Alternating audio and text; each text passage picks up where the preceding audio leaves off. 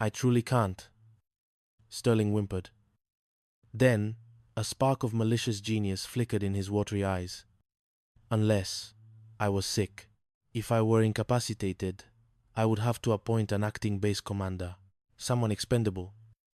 Someone the Admiral already hates. You don't mean? Miller gasped. Oh, I do. Get me Captain Barnaby Buckshot. Chapter 2.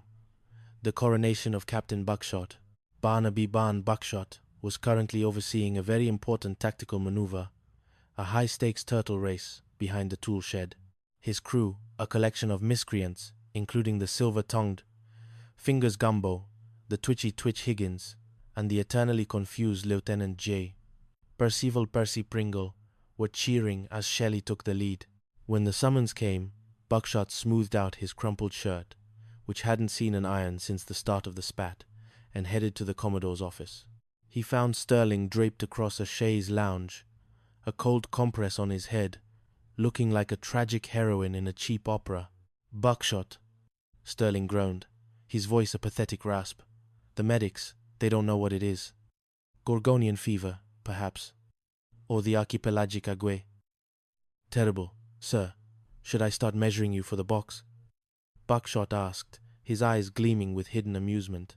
Quiet, you pirate. Because of my illness, I am appointing you acting base commander. You'll handle Admiral Vance's inspection. I've also appointed Pringle here as your acting executive officer.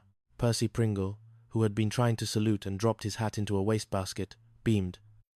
Oh boy, did you hear that, Barn? I'm an exec. I'll make you proud, sir. Buckshot looked at Sterling, then at Pringle, then back at the dying Commodore. He knew a trap when he smelled one. Sterling wanted Buckshot to take the fall for the base's chaos, but Buckshot had a different plan.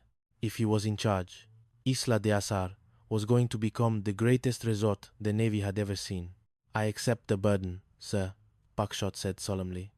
We'll run this place with unique efficiency. As soon as they left the office, Buckshot turned to his crew. All right, boys, you heard the man. I'm the boss. Fingers, open up the clandestine casino. Twitch, get the hula dancers from the village. Percy, go find some garter belts. We're throwing a party to end all parties. Chapter 3. The Sultan and the Secret Stowaways. The following day, the base was a whirlwind of unauthorized activity. The sinks were still backed up, but no one noticed because the hula dancers were performing on the bar. The supply lines were a mess, but the gin was flowing like a tropical waterfall. Then, a distress signal came in. A royal transport was stranded near the shoals of Aku Aku. Buckshot, wanting to look the part of a hero, took the PT-73 boat out to investigate. They didn't find the Admiral, but they found something much more complicated. Karim, the Sultan of Marami, and his 3 breathtaking daughters. Greetings, O exalted one, Buckshot said, bowing so low he nearly fell overboard. I am Captain Buckshot, and this is my humble vessel. We're here to rescue you and your priceless cargo. The Sultan was a man of immense dignity and even more immense luggage. We are grateful, Captain, but you must understand. My daughters, the princesses, are sacred. No man must touch them. No man must even look upon them too closely, or he shall answer to my scimitar. Scimitar. Got it. Buckshot nodded, glancing at Percy, who was already staring at the eldest princess. Siri, with the look of a man who had forgotten how to breathe. Keep your eyes in your head, Pringle. That's an order. The voyage back was a nightmare of protocol. Percy managed to accidentally knock a princess into a stack of life vests, nearly starting an international incident, while Fingers Gumbo tried to trade the Sultan a deck of marked cards for a golden hookah. By the time they reached Isla de Azar, Buckshot realized he had a sultan in his guest house, 3 forbidden princesses in the bomb shelter, the only secure place Fingers could find, and a very angry Commodore Sterling, watching from the hospital window, waiting for the Admiral to arrive and see the orgy of decadence Buckshot had created. Chapter 4. A breath of fresh hilarity. Admiral Vance's arrival was heralded by the sound of 1,000 drums, mostly because Fingers had hired the local village band to drown out the sounds of the illegal casino. Sterling, seeing the Admiral's jeep approach, leapt out of his hospital bed, threw on a bathrobe, and prepared to reveal Buckshot's crimes. "Admiral! Admiral!" Sterling cried, stumbling toward the group. "You must come to the air raid shelter. Buckshot has turned it into a harem. There are girls, hula girls, princesses. Splash. It's a disgrace to the uniform." The Admiral looked at Buckshot. "A harem, Captain? In a combat zone?" Buckshot didn't blink. "The Commodore has been under a lot of strain, sir. The ague has gone to his head. He's having hallucinations." "Hallucinations?" Sterling screamed. "I saw them. I saw the girl in the closet." "He thinks he sees hula girls everywhere, sir," Percy added, trying to look helpful. "Yesterday, he tried to salute a palm tree." Just as Sterling dragged the Admiral to the laundry shack, where he was sure the girls were hiding, the crew engaged in a desperate shell game. Fingers and Twitch moved the princesses through the back windows, while Percy led a group of hula dancers into the jungle. Sterling burst into the laundry shack, expecting to find evidence of sin. Instead, he found Twitch Higgins and Slingshot holding a fire hose. "Fire drill, sir," Twitch yelled, accidentally soaking Sterling from head to toe. 100% success rate. "We're cooling down the boilers, sir." The Admiral sighed, looking at the dripping, shivering Commodore Sterling. "Go back to bed. You're clearly unfit for duty." "Captain Buckshot, I'm impressed by your crew's enthusiasm for fire safety." But Buckshot knew the heat was still on. Sterling was furious, and he had ordered a fitness board to evaluate Percy Pringle's competence. If Percy was kicked out, Buckshot's right-hand man was gone. "We need to jolly him up," Buckshot told the crew. "We need the Commodore in a good mood." "A really good mood." Twitch had the answer. He had liberated a tank of nitrous oxide laughing gas from the dental clinic. Their plan: pipe the gas into Sterling's office during the hearing.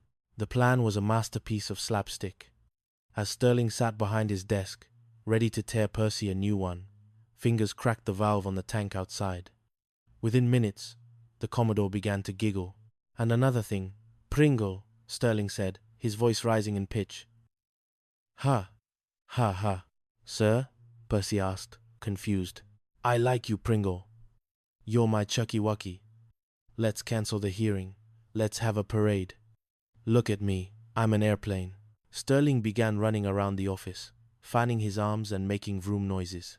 Admiral Vance walked in right as Sterling was attempting to dance on top of his filing cabinet. "Commodore?" the Admiral asked, horrified.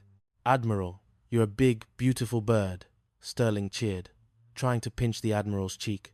Buckshot stood in the doorway, suppressed laughter threatening to burst his ribs. "The fever, sir. It's reached the brain. Such a tragedy." Chapter 5. The Tale of the Stolen Fortune. The laughing gas incident bought them time, but Sterling eventually sobered up, and he was vengeful. He decided to set a trap that even Buckshot couldn't escape. He marked $62,000 of the base payroll with special ink, put it in a wallet, and left it on a bench near the beach, waiting for Buckshot's rats to take the bait. However, Isla de Azar had its own inhabitants who didn't care about marked bills. Specifically, Gustav, an 8-foot alligator with a penchant for peanut butter and shiny objects, Percy Pringle. While moping on the beach about his near expulsion, encountered Gustav. The alligator wasn't hungry for meat, he was hungry for Percy's peanut butter sandwich. In the ensuing confusion, Gustav spotted the shiny leather wallet Sterling had left as bait. Snap! Gustav swallowed the wallet ID card and all, and waddled back into the swamp. When Sterling found his trap gone, he was ecstatic. "I've got them! The wallet is missing!" And I saw Percy Pringle near the scene. He burst into the 7-3, boat's quarters. "We don't have it, sir," Buckshot said, leaning back. "But I think I know who does. A fellow named Gustav. He's about 8 feet long, has scales, and doesn't believe in the Navy's pay scale."